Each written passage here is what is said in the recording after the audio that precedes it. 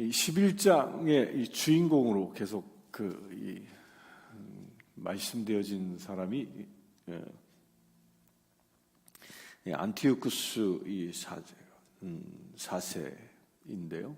이 안티오쿠스 4세는 이 시리아의 왕이었고, 또한 이 다니엘서에서는 이 사람이 적그리스도의 이 표방이다라고 얘기되어지는 자입니다.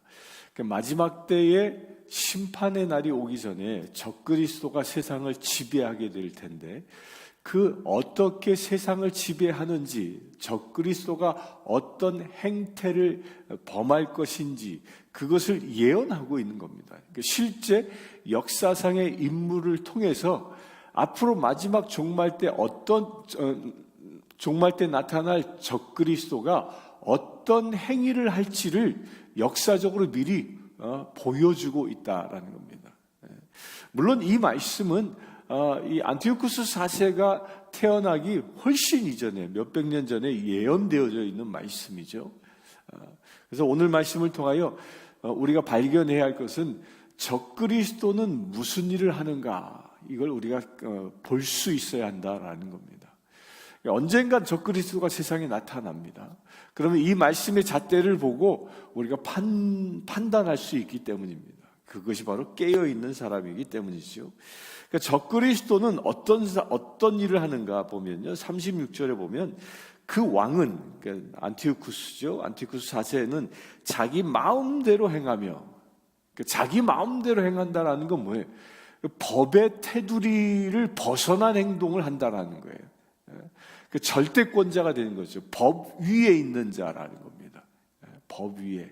그러니까 마지막 때도 적그리스도는요, 세상의 모든 법 위에 군림하는 자가 된다라는 겁니다. 초법적인 행위를 하는 자. 이게 적그리스도의 첫 번째 모습입니다.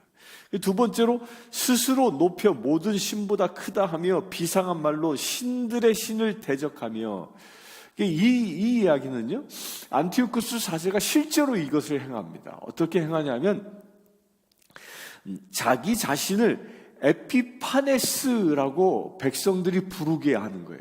이름을 바꿔요. 안티오쿠스 4세라는 그 이름은 아버지로부터 받은 이름인데, 그것을 내려놓고 이제부터는 에피파네스라고 나를 부르라라고 명령합니다. 근데 그 에피파네스라는 말이 뭐냐면 신이 나타났다라는 뜻이에요. 신이 나타났다. 그러니까 내가 하늘에서 나타난 신이다, 그런 뜻이에요. 그러니까 자기 자신을, 안티오쿠스 4세는 신으로 부르라, 이렇게 얘기한 거죠. 그리고 그는 또 무슨 일을 하냐면 이 시리아에서 사용했던 이 동전, 그 돈이 있죠. 그 동전에다가 자기 얼굴을 딱 새겨놓고 거기다가 데오스라는 말을 썼습니다. 데오스, 이게 신이란 뜻이거든요. 자기 얼굴을 그려놓고 그 밑에 데오스, 신, 그렇게 자기 자신이 신이다, 그러니까 신들 중에 신이다라고 이 선언하면서 하나님을 대적하는 일들을 했던 것입니다. 그리하여 분노하심이 그칠 때까지 하리라. 그러니까 하나님의 분노가 그에게 임할 때까지 자기가 신이다라고 주장했던 사람이 이 안티오쿠스 4세였습니다. 그렇게 이 나라를 지배하며 스스로를 에피파네스라고 부르라고 명령했지만, 역사의 기록에 의하면 그때 당시에 이 시리아, 이 북방 왕 셀류쿠스라는 이 나라 이름인데요. 셀류쿠스라는 말과 시리아라는 말은 같은 나라예요. 이 나라의 백성들이 당시 이 에피파네스를 뭐라고 불렀냐면요, 에피마네스라고 불렀다고 해요. 발음이 비슷하잖아요. 에피파네스, 에피마네스. 파를 마로만 바꿨는데 이게 무슨 말이냐면요, 정신병자라는 말이에요. 에피마네스는 정신병자라는 말이고, 에피파네스는 신이 나타났다는 말이에요. 그러니까 백성들도 비꼬은 거죠. 백성들도 저거 정신병자 아니야? 자기가 스스로 신이라고 하는. 그러니까 마지막 때가 되면요, 적그리스도가 출현하면 많은 사람들이 그 적그리스도를 비방하는 사람들도 있을 거라는 거예요. 그를 정신병자 취급하고 하는 사람도 있을 거고, 또 반면에 그 에피파네스를 추종했던 사람들이 있었지요. 그처럼 적그리스도를 진짜 신처럼 섬기는 그런 부류의 사람도 생겨날 것이라는 겁니다. 그러니까 적그리스도가 출현하면 이 두 가지 부류의 사람들로 확 갈리는 그런 시대가 올 거다는 겁니다. 그리고 이 37절에 보면 재밌는 말이 하나 있는데요.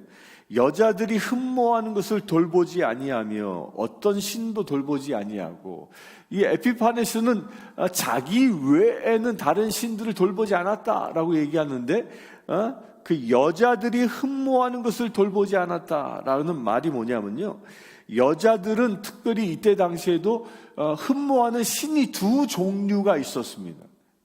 그 두 종류의 신을 늘 사모했습니다.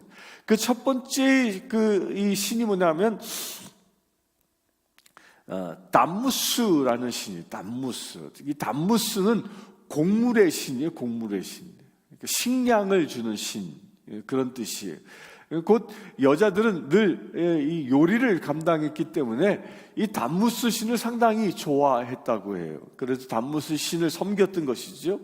또한 두 번째로 여자들이 좋아했던 신이 뭐냐면 아도니스라는 신입니다. 이 아도니스라는 신은 그 미의 신, 아름다움의 신이에요.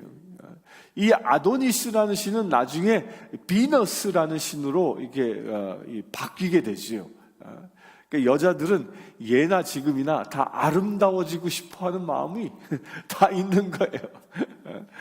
지금부터 이 이야기는 무려 약 2300년 전의 이야기인데, 그때도 그런 사람들의 마음이 있었던 거죠.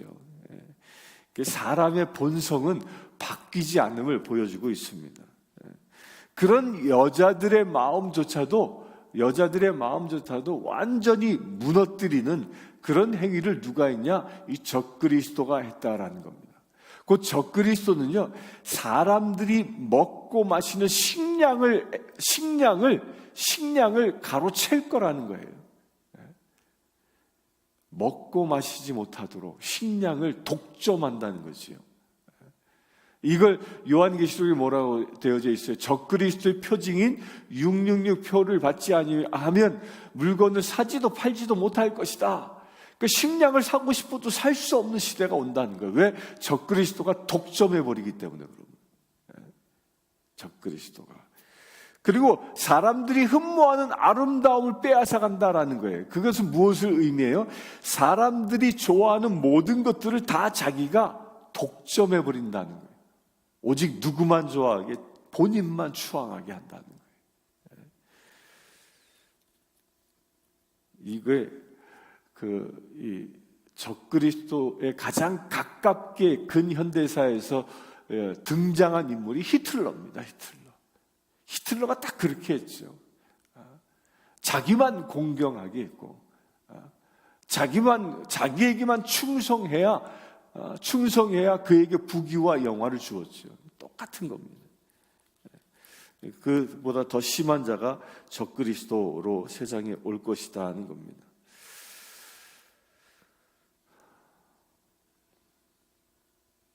그러면서 39절에 보면 또 표현이 하나 있는데, 이방신을 힘입어 크고 견고한 산성들을 점령할 것이요 무릇 그를 안다 하는 자에게 영광을 더하여 여러 백성을 다스리게도 하며 그에게서 뇌물을 받고 땅을 나누어 주기도 하리라.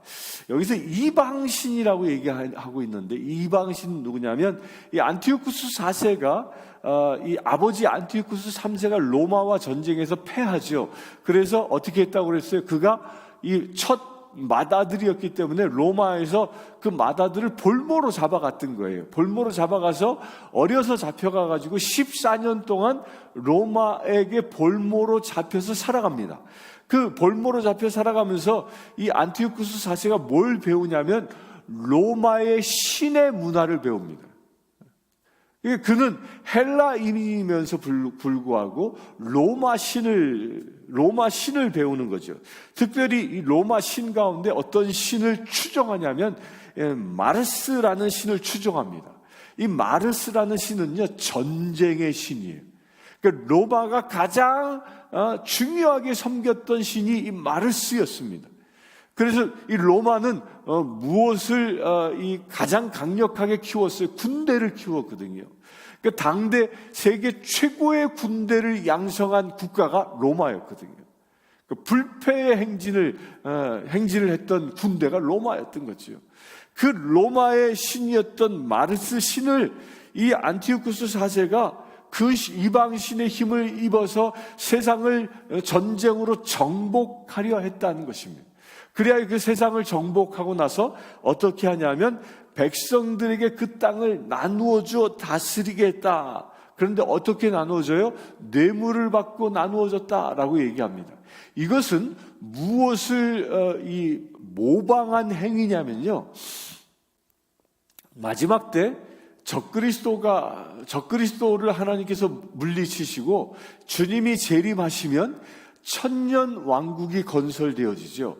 그 천년 왕국이 건설되어지면 하나님께로부터 택함받아 천년 왕국에 들어갈 저와 여러분들에게 예수님이 뭘 해주시냐면요, 땅을 분배해 줍니다. 그 예언이 어디 달란트 비유에서 나옵니다. 주께서 달란트를 주어서 우리로 하여금 하나의 달란트를 주었을 때 우리가 2개로 5배로 10개로 늘렸을 때 주께서 어떻게 하셨어요? 그 숫자에 해당되어지는 고울들을 다스리게 하신다라고 예언하고 계시거든요. 그러니까 우리는요, 천년 왕국이 되어지면 세상을 다스리는 자가 되는 겁니다. 지금 여러분들이 그냥 노인 아파트에 살고 그냥 집도 절도 없이 지금 살고 있어도요, 주님의 나라가 도래하면 우리는 세상을 다스리는 자 되어지거든요. 근데 그걸 적그리스도가 그걸 모방하는 거예요. 근데 천년 왕국은 예수를 믿음으로 인하여 세상을 다스리는 자 되어지지만, 이 적그리스도는 뭐예요? 자기에게 아부하고 뇌물을 바치는 자에게 세상을 다스릴 권세를 준다는 겁니다. 곧 자기만을 숭배하는 자에게. 이게 그런 시대가 올 겁니다. 비록 길진 않습니다. 적그리스도가 다스리는 시대는 7년이라고 하지만 그 길지 않은 시대지만 그 시대 동안 적그리스도에게 충성하는 자만이 세상에서 살아갈 수 있게 하는 그런 때가 올 거라는 예언이 지금 되어져 있는 겁니다. 그리고 40절에 남방왕이 그와 힘을 겨룰 것이나 북방왕이 병거와 마병과 많은 배로 회오리 바람처럼 그에게 마주와서 여러 나라에 침공하여 물이 넘친같이 지날 것이요. 그러니까 남방왕은 어디라고 그랬어요? 애굽이에요. 북방왕은 이 에피파네스가 다스리는 시리아, 시리아입니다. 이 에피파네스가 이 남방왕까지 다 점령하는 날이 올 거라는 겁니다. 그리고 여러 나라를 침공해서 그 나라들을 점령하는 때가 올 거다라는 겁니다. 실제로 이것은 역사적으로 이루어졌습니다. 이 에피파네스가 애굽을 점령하고요, 또 그 이웃의 나라들을 점령해서 한때 세를 확장했던 때가 있었습니다. 그처럼 그렇게 세상을 전쟁으로 점령하는 그런 때가 올 거라는 거예요. 전쟁으로 점령하는 때가. 이걸 성경에서는 아마겟돈 전쟁이라고 얘기합니다. 곡과 마곡의 전쟁이라고 얘기합니다. 마지막 때 일어날 일은요. 그리고 41절에 또 영화로운 땅에 들어갈 것이요. 여기서 영화로운 땅이 어디냐? 예루살렘, 그 이스라엘 땅입니다. 그곳에 들어갈 것이요. 많은 나라를 패망하게 할 것이나 오직 에돔과 모압과 암몬의 자손 지도자들은 그의 손에서 벗어나리라. 이 말이 뭐냐면요, 에돔과 모압과 암몬의 자손의 지도자들은 그의 손에서 벗어난다라는 말은 그들 곧 영화로운 땅에 들어와서 패망당하지 아니한다는 거예요. 누구로부터? 안티오쿠스 4세로부터 패망하지 않는다. 이건 뭘 얘기하냐면요, 안티오쿠스 4세 편의 선자가 됐다라는 얘기예요. 적그리스도 편에 서는 자들이 생겨날 것이고, 영화로운 땅에 들어와 있는 영화로운 땅의 주인된 이스라엘 백성들을 핍박하는 사람들이 생겨날 것이라는 겁니다.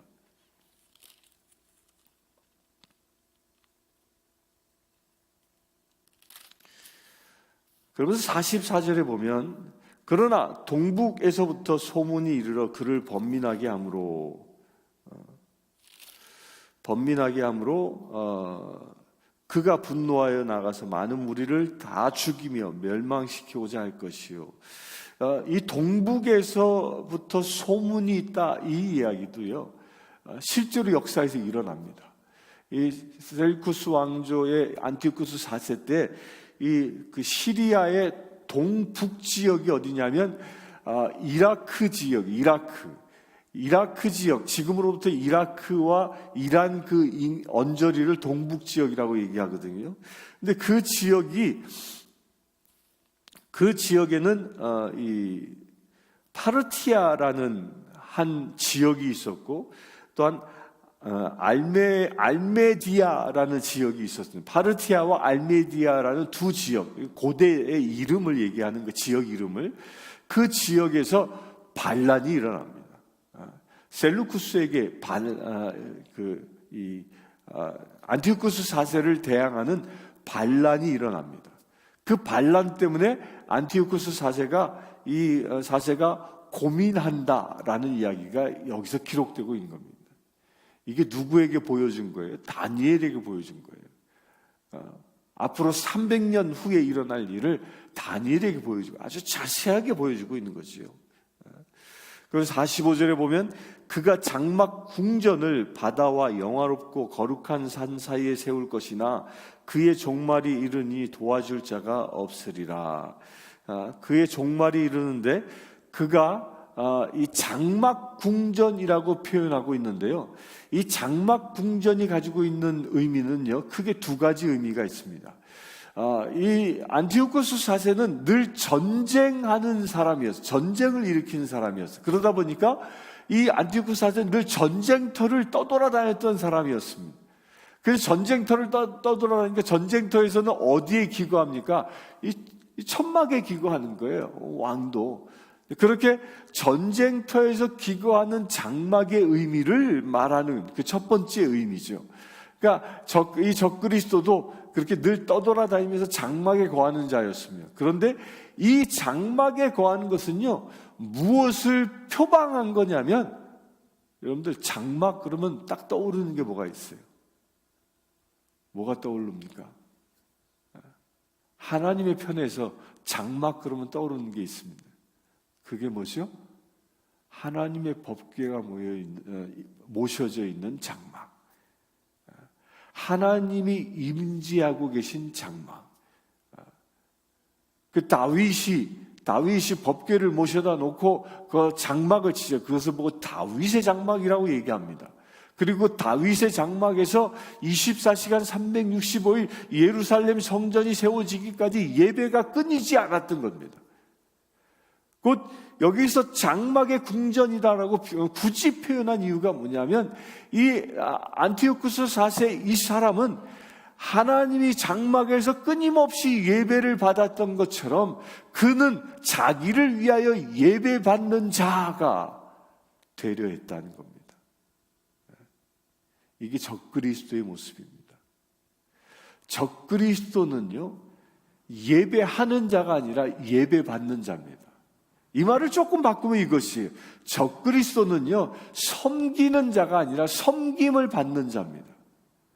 적그리스도는요, 겸손히 주님 앞에 엎드리는 자가 아니라 아주 교만한 사람이 적그리스도인 겁니다.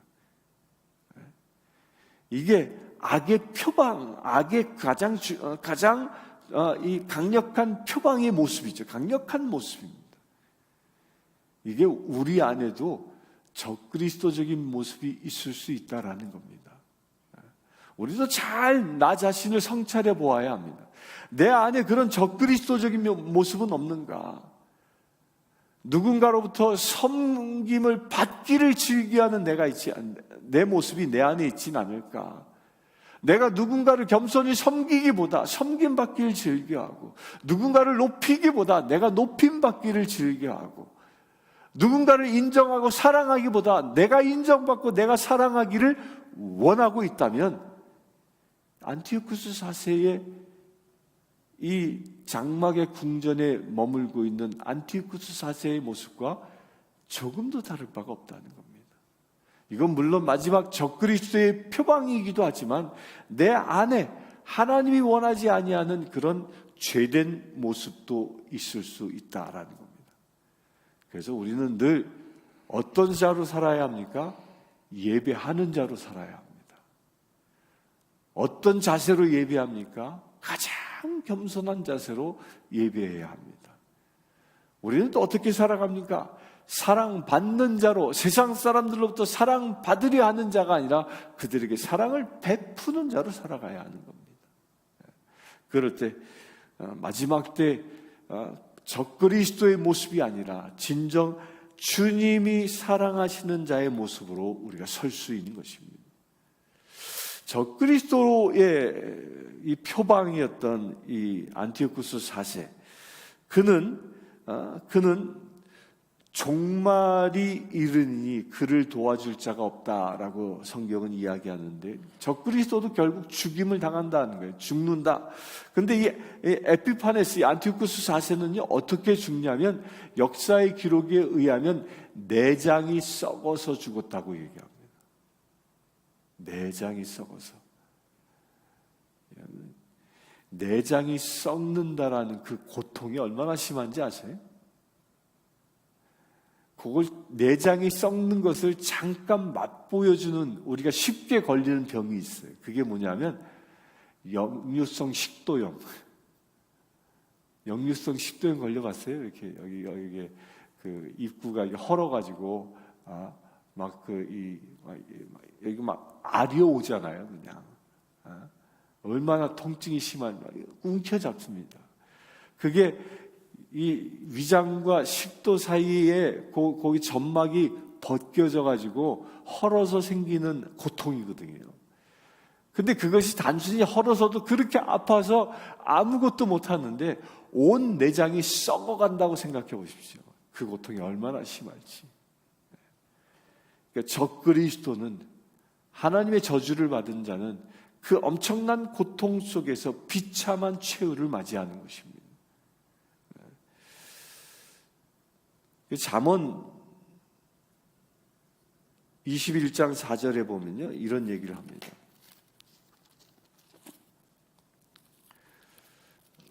잠언 21장 4절에 보면 눈이 높은 것과 마음이 교만한 것과 악인이 형통한 것은 다 죄니라. 그러니까 악인이 형통한 것은 다 죄라. 안티오쿠스 4세는 사실 세상적으로 형통한 사람이죠. 최고의 권위자, 왕에 오르는 자고 세상을 지배하는 자였습니다. 그러나 그것이 뭐였습니까? 죄였다라는 겁니다. 또한 마지막 때 적그리스도에 대하여 데살로니가 후서 2장 3절과 4절에 기록하고 있는데, 너희가 미혹되지 말라. 적그리스도가 나타났을 때 미혹되지 말라. 속지 말라는 겁니다. 배교하는 일이 있고 저 불법의 사람, 그 멸망의 아들이 나타나기 전까지 그날이 이르지 아니하리니, 이런 적그리스도가 나타날 때까지 우리는 속지 않기 위해선 깨어 있어야 되고 말씀을 알아야 하는 것입니다. 이 시간 새벽을 깨우며 다니엘서를 통하여 적그리스도가 누구인지를 깨달은 여러분들에겐 하늘이 주신 큰 복입니다. 그런 복을 가지고 여러분들 깨어 있어 속지 아니하고 주님의 나라의 진정 주인이 되어질 수 있는 저와 여러분들 되시길 주의 이름으로 축원합니다. 함께 기도하겠습니다. 주 아버지 하나님, 주님은 일찍이 이 땅 가운데 적그리스도가 나타날 것임을 예언하셨습니다. 마지막 때에 어떻게 사람들을 미혹하고 주님께로부터 배교시킬지를 우리가 보았습니다. 아버지 하나님, 우리를 깨닫게 해주시네 감사합니다. 우리로 하여금 적그리스도에 현혹되지 아니하고 적그리스도를 숭배하는 자가 아니라 오직 주의 말씀 가운데, 주님의 말씀 가운데 그 반석 위에 단단히 설 수 있는 우리가 되어지기를 원합니다. 주님, 우리에게 지혜와 능력을 더하여 주시옵소서. 우리 안에 혹여 적그리스도와 같은 죄악된 것들이 있다면 이 시간 예수의 보혈로 씻어 주시옵소서. 우리가 온전히 정결하게 되어져 주님께로만 쓰임받을 수 있는, 그래 마지막 천년왕국 때에 주님과 더불어 세상을 다스릴 수 있는 거룩한 믿음의 제들 되게 하여 주시옵소서. 주님, 이 시간 예배하는 자마다 오늘 하루의 삶을 통하여 늘 승리하는 거룩한 시간 되어지길 원합니다. 미가엘 대천군들과 더불어 이 영적 전쟁터에서 승리하는, 이기는 자 되어지기를 원합니다. 주님, 기름 부으심을 더하여 주시옵소서. 기름 부으심을 더하여 주시옵소서. 적그리스도와 같은 사단의 권세와 싸워 승리하는 믿음의 군대들 되어질 수 있도록 아버지 역사하여 주시옵소서. 그래 우리의 가정이 하나님의 나라 되게 하시고 우리가 살고 있는 이 사회가 하나님의 나라로 만들어가는 거룩한 행보가 우리를 통하여 이루어지게 하여 주시옵소서. 주님, 간구합니다. 이 시간 예배하는 모든 이들 오직 하나님의 나라의 건설을 위하여 쓰임받는 거룩한 믿음의 제들 되게 하여 주시옵소서. 그것을 행하며 부족함이 없도록 영육 간의 강건함을 더하여 주시고 주님이 주시는 풍성한 은혜 가운데 머물며 세상에 주님이 주신 사랑과 권능을 베풀며 살아갈 수 있는 거룩한 제들 되게 하여 주시옵소서. 우리 주 예수 그리스도의 이름으로 기도드리옵나이다. 아멘. 지금 우리 주 예수 그리스도의 은혜와 하나님의 크신 사랑과 성령 충만함이 늘 깨어 기도하며 하늘의 자녀로 살아가기를 원하는 주의 사랑하는 모든 제들 위해 지금부터 영원토록 함께 하실지어다.